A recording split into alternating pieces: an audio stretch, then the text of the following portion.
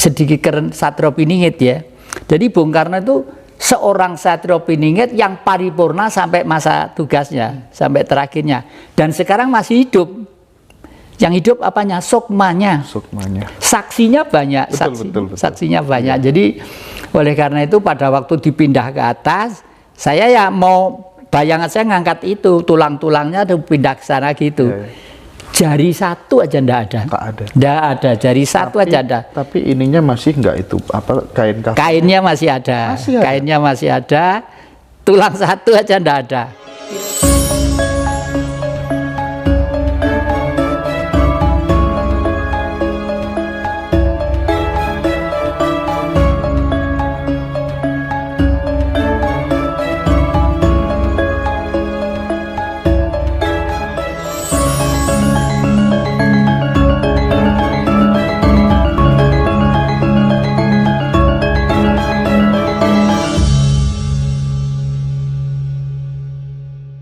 Oke, yang Jati, selanjutnya ini saya akan coba menanyakan sesuatu yang jadi kegelisahan dalam diri saya terkait dengan founding fathers kita, ya Bung Karno begitu. Namun sebelumnya menjenengan kok, saya tadi lihat bajunya kok kayak gaul gitu ya. Iya. Apa yang melatar belakangi? Memang hari ini saya pengen cerita tentang politik ya. Dan saya berpolitik itu dibimbing langsung oleh Bung Karno. Bahasanya dibimbing langsung. Karena Bung Karno itu adalah sosok seorang pemimpin yang sangat, satu, mencintai dunia seni. Yang kedua adalah senang kepada pemuda-pemuda yang pemberani ya. Oleh karena itu saya pernah dimarahi oleh beliau tahun 1963. Gara-gara apa? Saya resolusi di Blitar besar-besaran untuk minta PKI dibubarkan. Waktu itu ya, minta PKI dibubarkan tahun 63 itu ya. Kenapa kalau saya minta dibubarkan? Karena saya itu sekolah di sekolah swasta, masuknya sore waktu itu. Lah, kepala sekolah saya itu pada waktu semua sudah pulang rapat di sekolahan.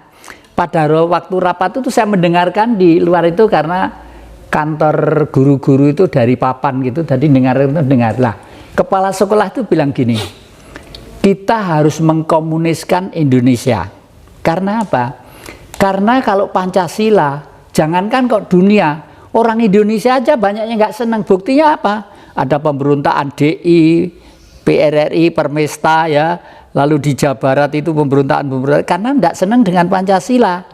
Nah, dengan kata-kata itu udah teman-teman saya ajak rapat di tengah sawah, pentung ayo keluar, waduh tawuran.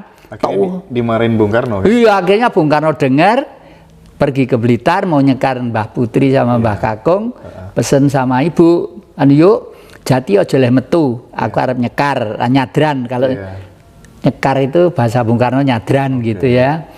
Terus ibu nimbali saya, aja lunga ngene-ngene, Bung Karno rawuh gini nggih. Terus ikut ke makam. Nah, yang mimpin upacara itu orang Bali. Namanya Bu Sati, orang Bali itu. Bu Sati itu bilang begini, nanti kalau ada lalat hijau yang gede datang jangan digurak ya. Itu utusan leluhur supaya lihat sesaji ini bagaimana, sudah cukup apa enggak gitu. Yang kedua, kalau tanah ini bergerak, jangan kemana-mana. Berarti doa kita diterima oleh bumi, oleh Yang Maha Kuasa. Di bumi itu diterima gitu. Lalat-lalatnya dua datang ngomong gitu, gede gitu. Jadi nggak seperti lalat hijau biasa itu gede ya kan. Saya juga baru tahu itu. Lalu setelah itu tanah itu gerak-gerak gini lah. Sana kan dekat Gunung Kelut. Saya kan takut, jangan-jangan Gunung Kelut meledos. Saya mau berdiri gini, oleh Bung Karno saya ditahan gini. Mau kemana Jati? Mboten datang pundi-pundi, ndak kemana-mana gitu. Jadi sekarang kelas berapa? Kelas 2 di di Semea gitu.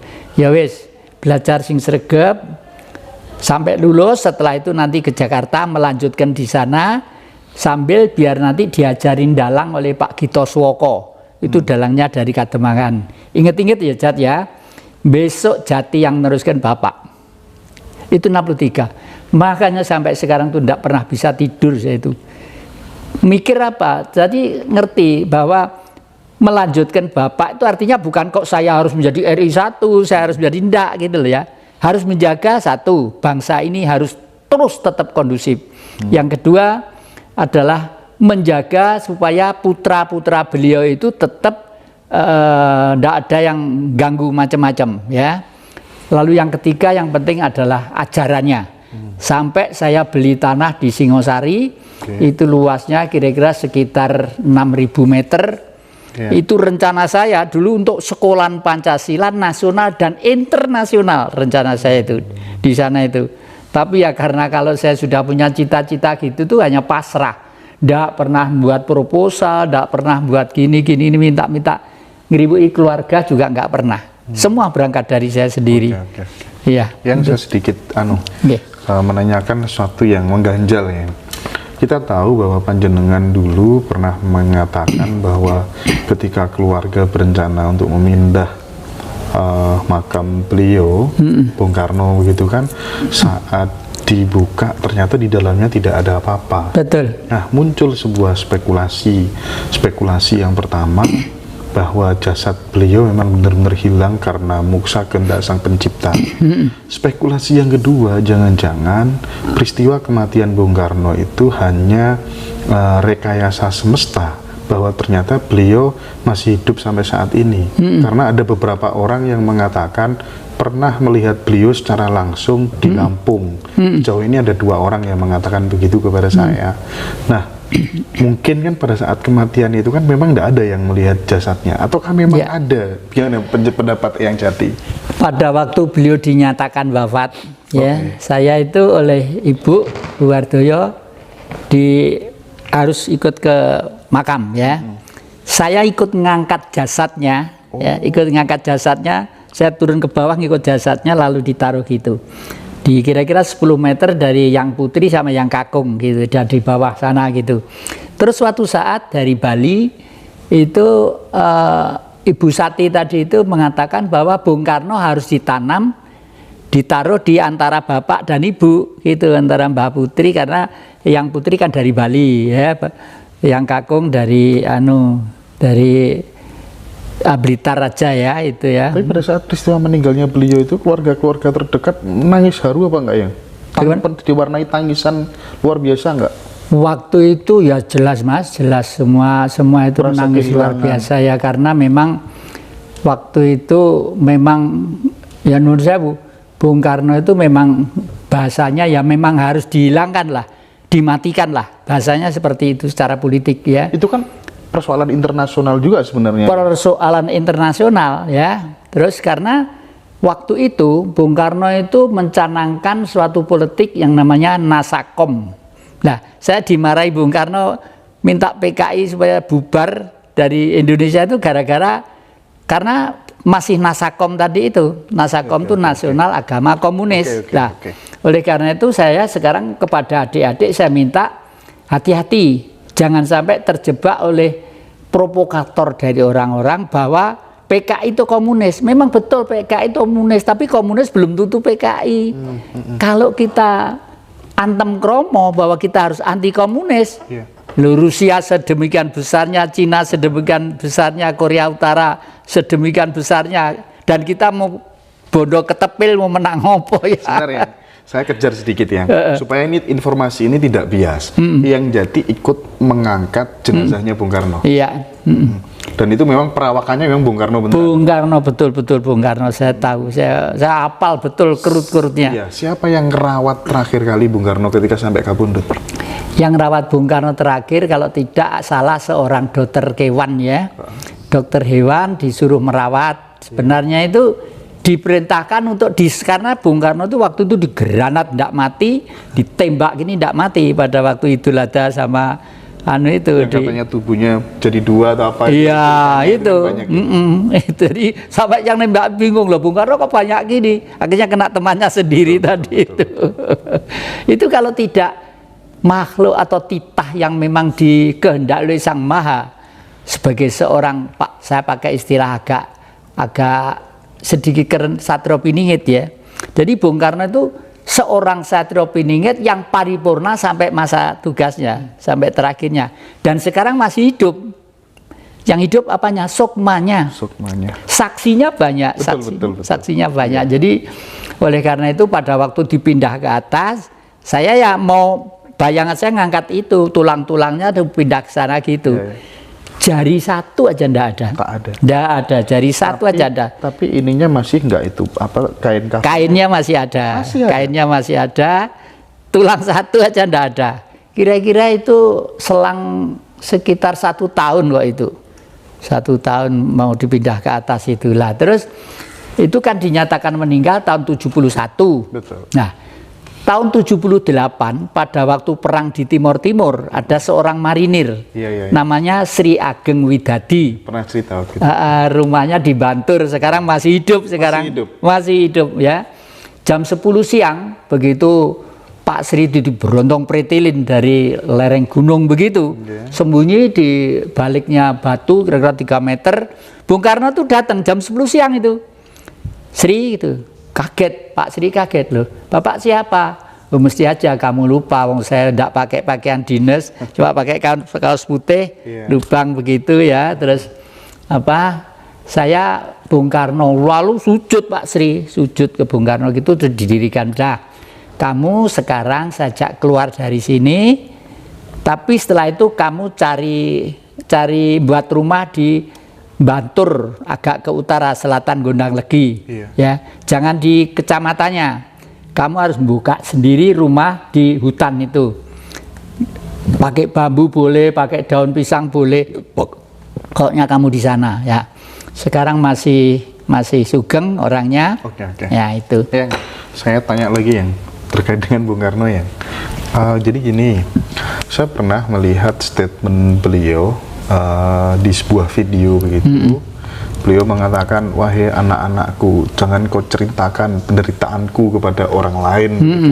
Saya kemudian tersentuh. Seberapa menderita Bung Karno di akhir hayatnya yang jadi? Bagaimana ndak menderita ya? Yang terakhir itu pengen pecel. Bung Karno tuh senengannya kan nasi pecel. Nasi kuning seneng nggak? Ya nasi kuning juga seneng, tapi paling utama pecel seneng beliau itu ya. Sesepuh yang didatangi minta nasi kuning. Iya, terus minta kepada yang awal itu, Mbak tolong kalau punya duit saya dibelikan pecel. Gak pegang uang? Gak pegang uang seorang presiden? Loh, gak punya. Bung Karno dompet aja gak pegang, gak punya. Jawabannya apa? Waduh maaf Pak, tinggal 1.000 untuk pasien yang lainnya. Gitu. Jawabannya seperti itu. Seorang pimpinan negara kelas dunia. Nah, oleh karena itu ini nanti ada kaitannya bahwa Indonesia itu masih utang sejarah. Utang sejarah itu apa? Kalau sejarah ini nanti tidak diluruskan, sampai kapanpun rakyat itu tetap akan menderita. Karena sejarah itu kehendak Sang Maha Kuasa. Ya.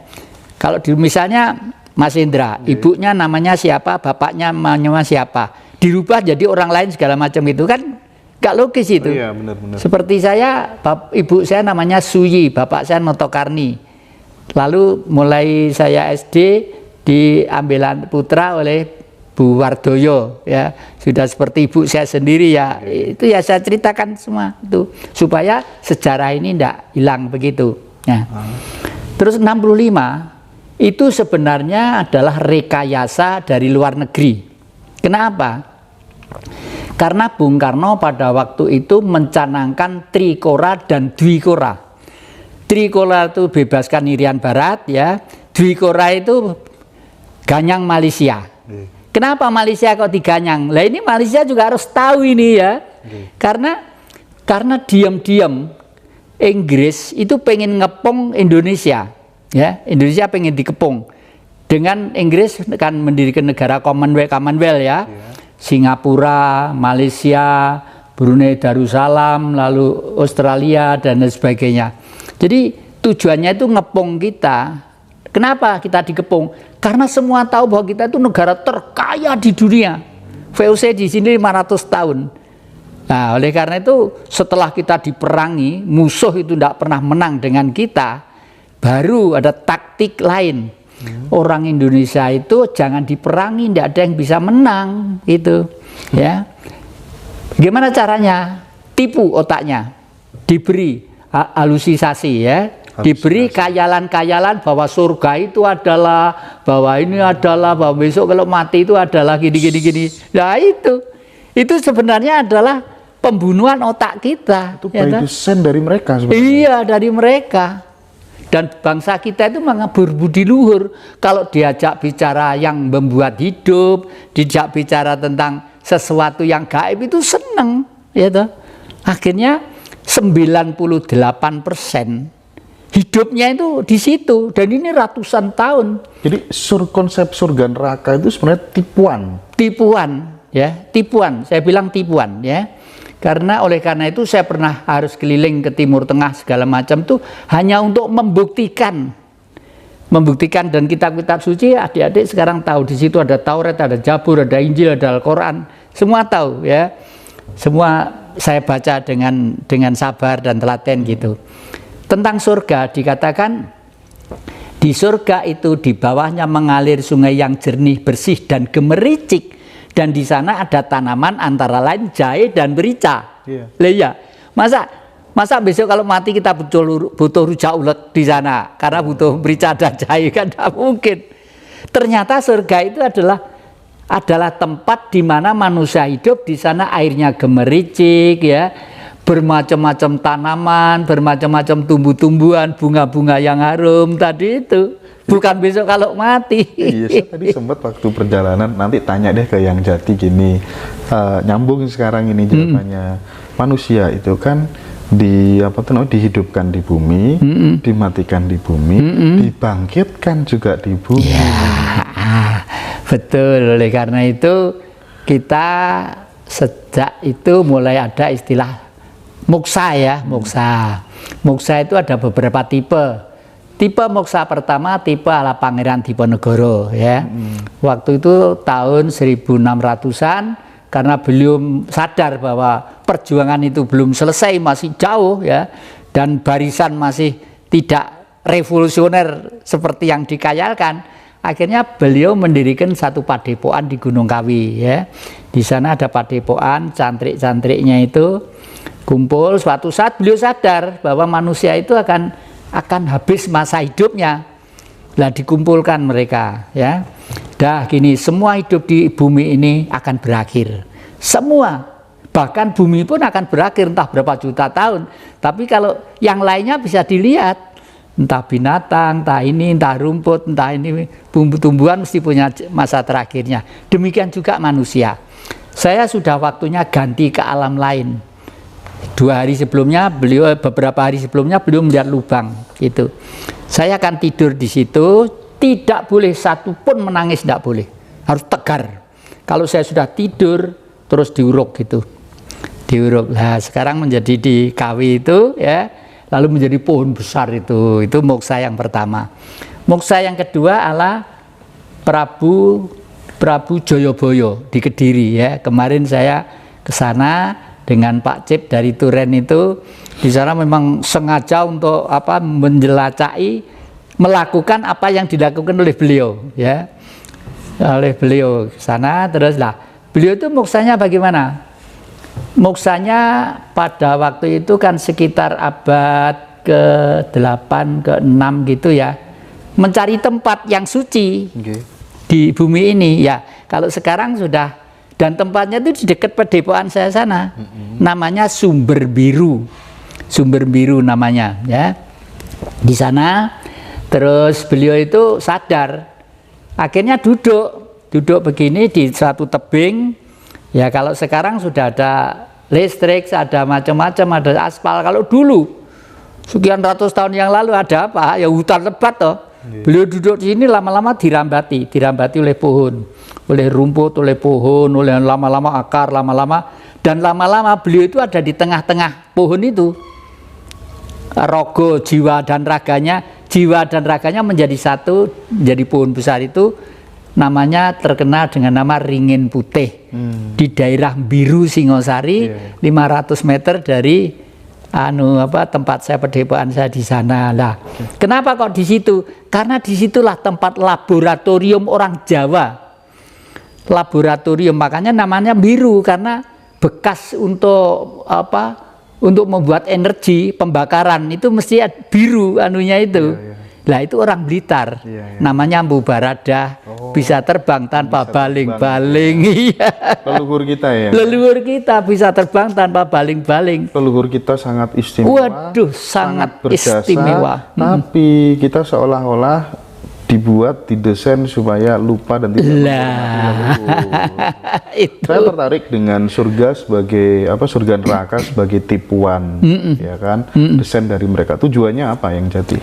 Ya tujuannya supaya waktu kita itu habis untuk belajar ke situ, mencari situ, sampai 7 turunan ya nggak akan ketemu. Sibuk ya dengan halusinasi halusinasi tadi ya? itu, iya toh. Karya nyatanya nggak ada. Nggak ada. Sehari semalam itu 24 jam ya. Kalau sudah sekian jam itu untuk berkayal, untuk ngelamun, ya ndak kau bernyapu, ndak kau bersih-resih, ndak kau ini. Sementara mereka yang di sana sudah berpikir menginjak luar angkasa segala macam gitu ya. Iya. Jadi kesalahan kita adalah spiritualitas mereka digunakan untuk aksi nyata, kontribusi nyata demi kemajuan sebuah bangsa. Betul. Sementara kita sibuk dengan halusinasi tadi itu ya. Okay. Dan ini harus ada perombakan besar-besaran. Mulai dari mana? Kurikulum pendidikan harus dirubah besar-besaran. Ini dengan revolusi. Meskipun revolusinya bukan gebuk-gebukan. Revolusi keberanian untuk merubah total. Karena situasi ini sudah dimulai sejak tahun 1974. Kurikulum kita sudah dirubah oleh Profesor Dr. Nugrono Susanto sama Daud Yusuf itu. Sehingga budi pekerti tidak ada. Setelah 65, semua kepala sekolah, semua kepala kantor itu diganti orang-orang ekstrim kanan. Ekstrim kanan setelah 65 itu. Itu yang ya? Iya. Oke, luar biasa. Terima kasih banyak yang Jati atas pencerahannya.